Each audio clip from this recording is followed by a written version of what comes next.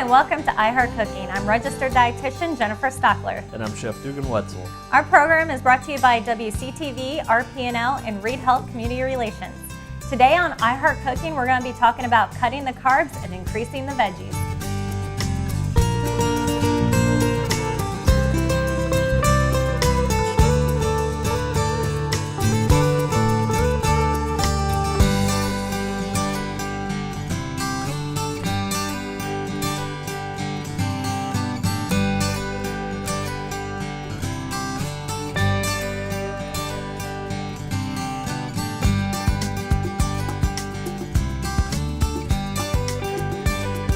So today on iHeart Cooking, we're going to be talking about ways to cut the carbohydrates in some of the foods and increasing our veggies.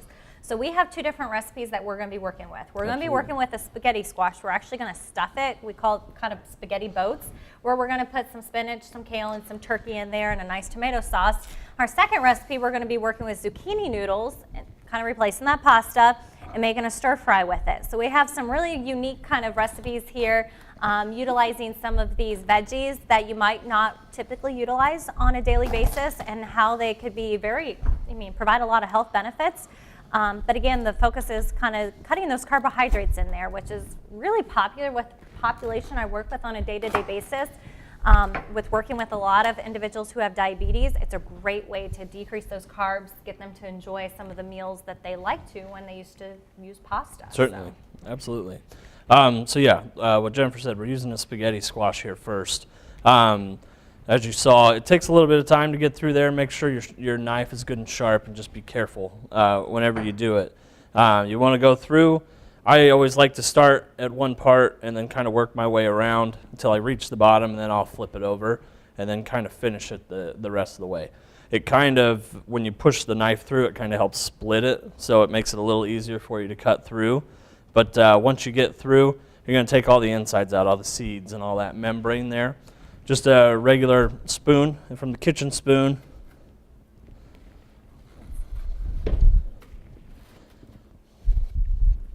Scrape it into the trash. You can actually, if you're feeling really adventurous, save those seeds. Roast them off, especially fall season, that's perfect for that. It's just like those pumpkin seeds. Beyond that, what I like is I always keep an extra couple seeds every year, because I go out and plant them back out in the garden. You don't need more than like 5, because if you always want to plant 5 just in case one of the plants don't come up, but you don't need more than that, because one plant will produce a ton of spaghetti squashes. Nice thing about spaghetti squash, it is more of a summer squash there, but it does have a little bit harder of an edge on it, as you can see when Dugan was cutting through it. But when you harvest those, you can actually, or you could purchase several of them when they are on sale. Like right now, you could get them easily 50, 60 cents at the grocery store. You can actually purchase several of them, keep them in a cool environment, and they'll last through the summer or winter months. If you keep them in a nice, cool, kind of lower humidity area, these can last several months. So I usually harvest them because I grow them in my garden, and I'll keep them in like a cool basement or my pantry where it's cooler. And I'll have these for now. I harvested them about a month ago, and I'll have them all the way through December or January. Sure. They'll last that long. Absolutely. So finished product here. You're just going to hollow everything out. Next step, we've got our sheet pan here. You're just going to put them on there, cut side down. And you can do this one of 2 ways. We set our temperature on the oven at 400 degrees. Take about 40 minutes, 45-ish. To cook through. What you're going to feel for is that the actual outside, that firm shell, is going to be soft. It'll stay intact, but you can pinch it, and the flesh on the inside will pull apart from it. That's when you know that it's done. You can add a little water to this. That steam will help increase that cooking time, maybe 30 minutes, 35 minutes, something like that. It'll also help prevent it from sticking to the bottom. You don't have to do that step. You can just put it in just like this, and what it's going to do is the natural sugars in the squash will kind of caramelize the bottom and give you that nice roasted flavor, that real dark color. So that's what we're going to do today. We're just going to put these in for about 40 minutes, and then we're going to work on our filling.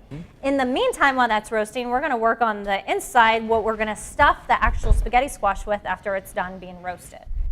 So what we've done, we've preheated our pan. A little bit of olive oil in there, good and hot. Squirt at you. Just a little bit, so be careful around hot oil. Yes.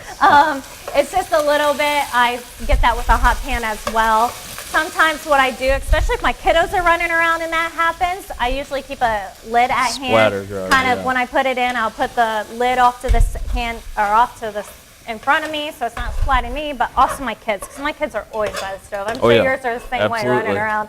They want to see what mom and dad are doing, so they're always like looking at the stove if you're the ones cooking there. Absolutely. Another reason that may happen, we turned our pan on because we want to get the pan really hot before we even start this whole process. You may have it up too high, so all you need to do, come down here, lower your temperature just a little bit. You can see it's kind of settled back down because when we just add that oil in, it's already hot. It's really activated, so that moisture, we added some ground turkey, the water that's inside there reacting with that oil, it's going to splatter. So just be careful with it and make sure that you're not too high, you're not going to burn it, and keep a lid nearby so you're safe. Yep, yeah. It happens. I tend to do that quite a bit. That's why I always say keep a lid there, because I get myself one too many times. I just don't want to get my kids Yeah, you're there. good. Absolutely. One thing we're using a turkey for this, again, we're looking at that health complex there. Doing a turkey, we tend to see sometimes, actually depending on the amount of fat that's in the turkey, that it is a leaner product there for you. Reducing those saturated fats, which we associate with heart health. You could do beef, you could do pork, you could do something, chicken, something like that in this recipe. We just chose turkey. It's a great replacement a lot of times beef. You can get beef that's very low in fat as well. You're just always looking at that fat content. So a lot of times when you're buying ground meat, you always see like it says 80-20 on it. What does that mean? 80% lean, 20% fat. We want that fat percentage to be a little bit lower if we can, because that means you're reducing not only the amount of fat that's in the product, which is going to be reducing those saturated fats, but you're also reducing the calories, which can make it not only heart healthy, but it can actually help with weight management. Absolutely. What we're going through here, just going to cut up an onion real quick. We're going to add that into our turkey. You can start with the onion if you want to kind of really soften that up. I don't, sometimes I like the texture of onion, so I don't always add that in at the very beginning. I'll add that in later in the process because it is a process. If you put the onion in first and then you add everything else to it, by the time you're done cooking everything, the onion's going to be soggy. Yep. So you're not going to get that fresh bite that you would from an onion. So we're going to just add it in, in our next part here, and then progress through our recipe. Just a simple dice, something very, very easy. I'm only using half the onion here. As you can see, cut through the top, cut that straight off, left the root end on there, and then split it down the middle. Allows me to keep everything clean and organized and together. That way I'm not chasing around pieces of onion everywhere. So that's ready to go. Our turkey is about, I'd say at least half, maybe 60% of the way done here. So we'll go ahead, add our onion. Let's do it this way. That steam, that moisture from the turkey is going to help cook that onion off. And then once we're done there, we'll add our kale mixture in here to kind of let that cook. And we're using a red onion, as you can see here. I think Dugan and I both preference red onions because of the flavor compact from there. You can use white, you can use yellow. If you're not a big onion fan, you could look at using shallots or some other type of maybe even leeks, which are a little bit milder in the onion family. If you don't like that onion flavor or the texture of eating the onion, I've run across many individuals who don't like onions, but they like the flavor of them. So we look at using other products within the onion family to still get that flavor without actually having an onion in there. Right, absolutely. So we'll just let this go a little bit, and then like I said, we're going to go through our progression here. Garlic, we're going to add garlic after our kale. Again, some people add garlic at the beginning, but the longer you cook it, all that moisture, that stickiness, that's all the flavor that's coming out of that garlic. So the longer that it goes, the less impactful that it's going to be. So if you add that more towards the middle and the end, the more garlic flavor you're going to get. So we're going to add that towards the end here in our mixture, and then we'll check on our squash and add that to And I it. like that fact of adding the garlic a little bit later there, Dugan, because with many of our recipes, if you have followed our episodes of I Heart Cooking in the past, we don't use a lot of salt. No. If you think of I Heart Cooking, we're looking at something heart healthy a lot of times, and salt, we tend to see it is one nutrient that is overused, and we eat a lot of it in the United States. The average American consumes about 4,000 milligrams of sodium a day, which is that salt we're looking at. If you have high blood pressure, heart failure, if you're edema, like retaining fluid, we recommend only 1,500 milligrams or less per day. If you're someone just an average American, you're not having that heart failure or high blood pressure, we're looking at anywhere from 2,000 to 2,400. So most often, most of us overconsume it. Why? Well, salt's in a lot of our products because it makes things taste better. And it helps make them last longer on the shelf, too. It's there as a preservative. So what we are trying to strive to do is still add flavors to the products, still make them taste good, but decrease the sodium that we're providing to make it more heart healthy. Absolutely. So our onions, they're starting to get a little translucent. The meat is cooked all the way through. I went ahead and added the kale because there's still a lot of moisture in here. So I want to use that moisture to kind of steam that kale. It's a hardy leafy vegetable, so we want to make sure that we have as much steam in here as possible to help cook that down and kind of soften it up a little bit. Absolutely. And a lot of times when you're adding that kale and the spinach mixture into there, when you're cooking those, you're going to see once they get into the heat source, they're going to get a nice bright green to them. Absolutely. One nice advantage of getting that color, those colors in there, we always say make your plate colorful. So that works great with this one. We're going to get a little bit of that yellow, kind of paler from the spaghetti squash, but then we got that bright green there from the kale and the spinach. Certainly. And it doesn't take long either. If you're looking, the spinach is already wilted. If you've cooked fresh spinach at home, less than a minute, it's already down, it's already wilted, it's ready to go. So we added our garlic. We're just going to let that start to steam and cook a little bit.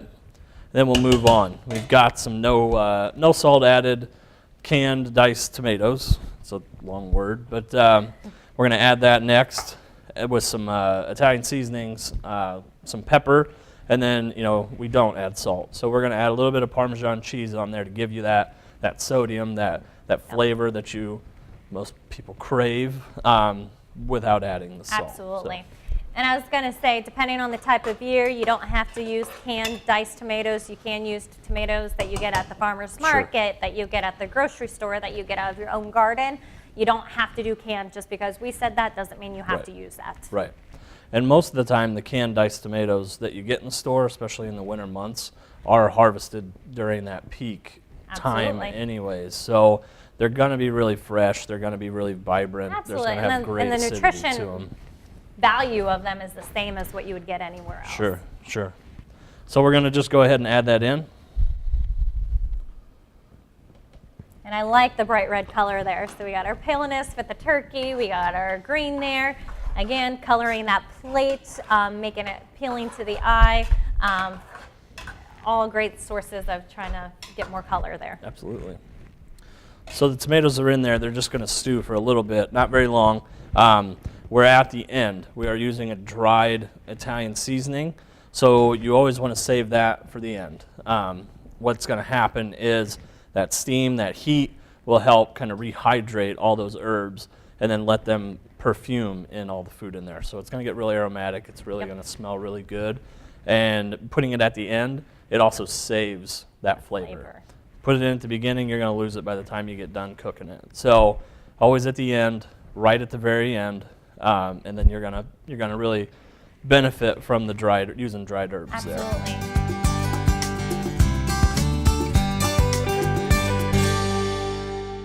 So now that our squash is actually roasted, you can kind of see on the outside how the skin's bubbling. It's a nice roast flavor, and that's going to add some good flavor there. We'll kind of show you why they get the spaghetti squash name. So Dugan has a fork here, and basically when you start scraping the inside flesh, it turns into little like angel hair pasta, like spaghetti pasta. So that's where it gets the spaghetti squash Absolutely. name. So he's just going to kind of take the fork, break some of that flesh up, and then we're going to keep it in there because we're going to be making these spaghetti squash boats or bowls. Basically, instead of using any dishes, your bowl's right there. You're using the skin, which is always nice because who doesn't like having less dishes to clean afterwards? Exactly. It's always a good thing. I say my son's 2 and my daughter's 4, so I do not have a really good dishwasher helper yet. My daughter's getting there. She just gets water a little bit everywhere. So that's something I always try to minimize it because I hate doing dishes. It's not my favorite, but right now my daughter's starting to get into the enjoyment of that, and she thinks it's fun helping mom if I want to mop the floor later. Yeah, exactly. So we're actually going to put the mixture in our spaghetti squash bowls now that some of that is mixed up together. We'll kind of turn this off here. And we're just going to fill it up. And once it's filled, we'll kind of mix all the spaghetti squash and the mixture together. Top it with Parmesan cheese, pop it back in the oven for about 10 minutes just kind of to melt all that flavor and the cheese together.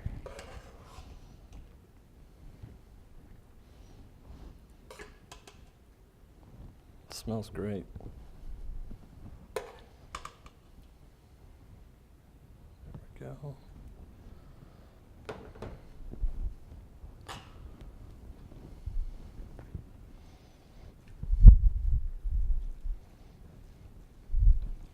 And we're doing this with a plastic fork. So just to show you how easy this is, it's really not difficult at all. It's a very flimsy fork, but you're able to peel the entire shell out of this spaghetti squash with a plastic fork. So, that's something your kids, they might get a kick out of that. Just enjoying being able to shred something apart that, Doesn't take a lot of effort. Yeah. And it gets the kids involved in cooking and learning about these vegetables as well, which working with, I work with pediatric population quite often one-on-one, and it's just a great thing to get them involved in the cooking in the kitchen as well. Oh, yeah. So 10 more minutes here, and then we'll be ready to go with this.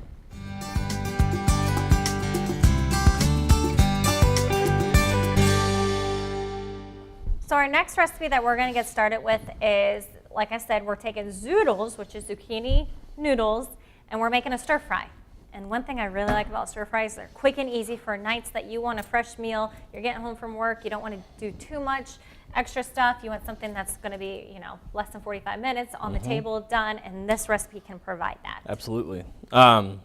We've got here just a little handheld zucchini noodle maker. You can buy these noodles at the store. Meijer sells them, Kroger sells them. There's quite a few places that these are very prevalent now. They're ready to go. You can get them in carrots, you can get them in buttersquash, you can get them in zucchini, you can get them fresh and or frozen, or you can make your own. So lots of options available. And yes. We always like lots of options. Yes. Jennifer brought up a good point. You're going to pay a little bit more for those. It is a convenience thing.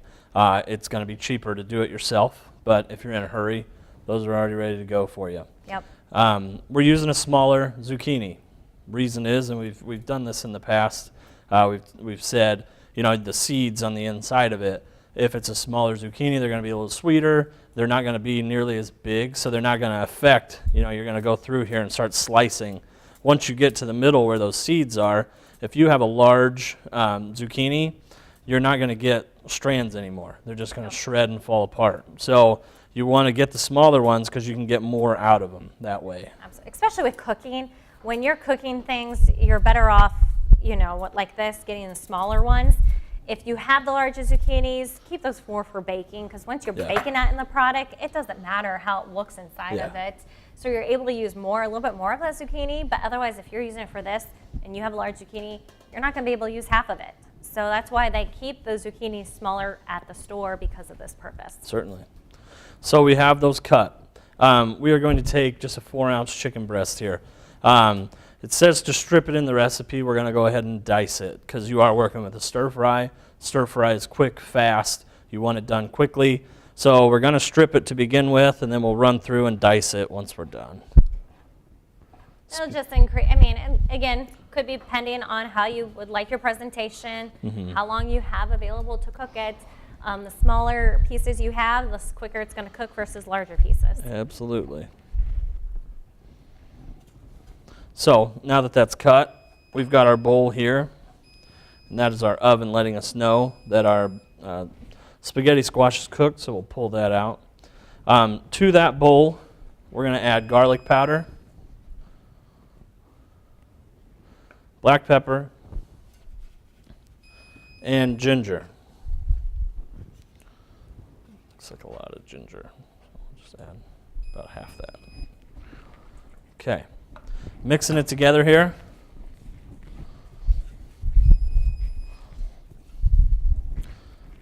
Our oven really wants us to get that spaghetti squash out of there. And we'll set that off to the side here for a second until we're ready to start cooking with it. Which will allow the flavors to infuse and kind of gather before we actually stop cooking that. And that's something we'll get the other recipe out of the oven here. So we've got our pan going here. Our spaghetti squash looks wonderful, by the way. Yeah, absolutely. Really softened up. I think it's going to be really nice. Our oil, we're going to go ahead and put that in there. You can tell the pan's real hot. Sliding around real Yep. almost automatic. You know how if you put it into a cold pan, it's still kind of slow. This thing, it just looks like water in there. Yep, it does. It just went all around it. Makes it nice to coat the whole side as we get into that sauteing. Sometimes with stir fries, you might use also a wonk as well. Yes, yeah. Which is able to kind of has the sides more drawn up, a more rounder surface there to kind of work on that cooking, which you typically see more in those Asian countries when they're cooking things. Yep, so our chicken is the first thing we're going to add to it. We're going to get that started. So that's going to take the longest to cook. Yep. Take our spoon. And it's stir fry cooking. You're just going to constantly back and forth. You know, you want to use a higher heat because you want it to cook quickly. We're going to add broccoli to this, and the broccoli that we're using is a frozen broccoli. So the faster you get that cooked, the less likely it is that it's going to turn to mush on you. Yep. You're going to keep that real bright color, and then you're going to add a sauce. And that sauce, it's going to have cornstarch in it. The hotter this is, the faster that it gets made, and then it's ready to go. Absolutely. You get that nice smell of that ginger that we put on the chicken, which kind of gets you, in the mood for more of that Asian kind of feel with the stir fry. Absolutely.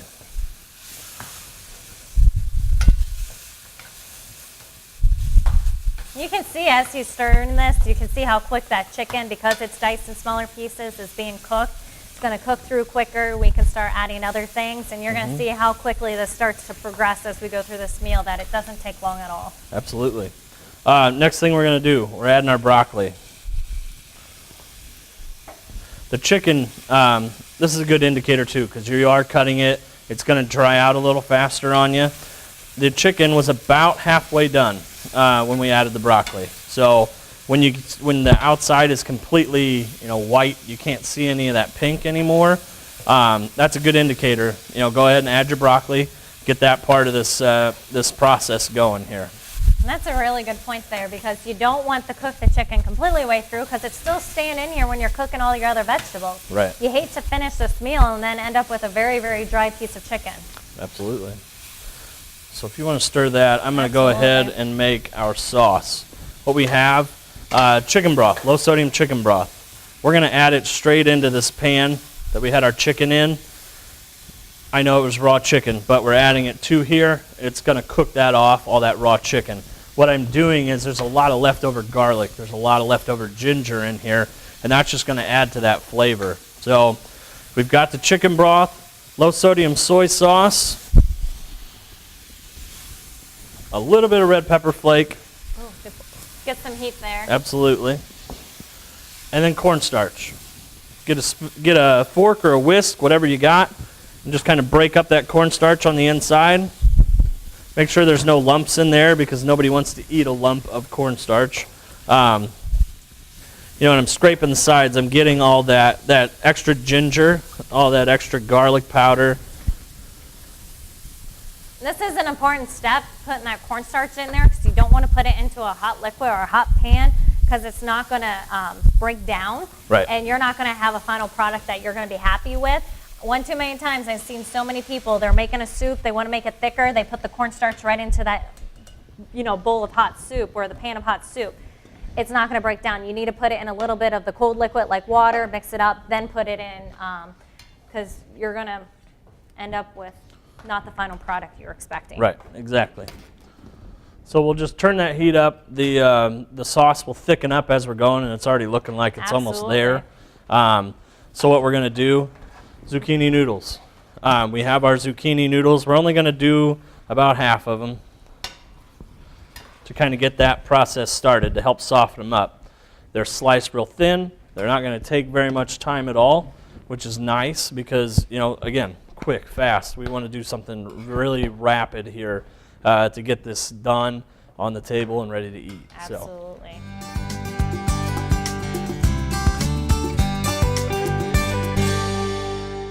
So now that we have our two dishes completed, you can see a lot of veggies here, which is great to see. Again, we use two very common recipes where you could have added pasta or some type of grain source. But again, we're eliminating that. We're adding more veggies to it. We're decreasing those carbohydrate intakes. We're decreasing the sodium by not adding the salt to these recipes. We're decreasing those calories. So overall in healthy, we made a lot of good healthy changes for overall health, no matter what you're looking for. Absolutely. So we'll give these a try here.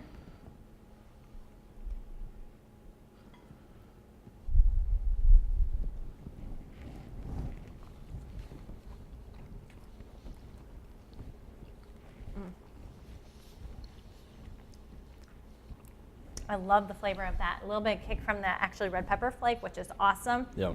Those bean sprouts on there give it a nice texture with those zucchini noodles, which are a little bit soft. The sauce is amazing. Definitely a great dish. So easy. Definitely one that I make similar ones, but one that I will be making over and over again. Oh yeah. What's really nice about this is, you have that mouthfeel of the noodle that you normally want from spaghetti, but you have the really lean, healthy turkey. Not a lot of fat, and then you get that acidity from those tomatoes. Just a great combination, and it's awesome. Yeah, great ones. And speaking of that too, I didn't mention it much throughout the episode. Very great for fiber content, which both of these will help you feel fuller, so it's going to last you through the meal into the next meal without wanting a lot more other things to eat on top of that. Yeah. So two great recipes to try. Thank you for watching iHeart Cooking. We hope you enjoyed all these recipes where we were cutting out those carbs and increasing those veggies. For more heart-healthy recipes like the ones you saw today, visit reidhealth.org/iHeartCooking. We'll see you next month.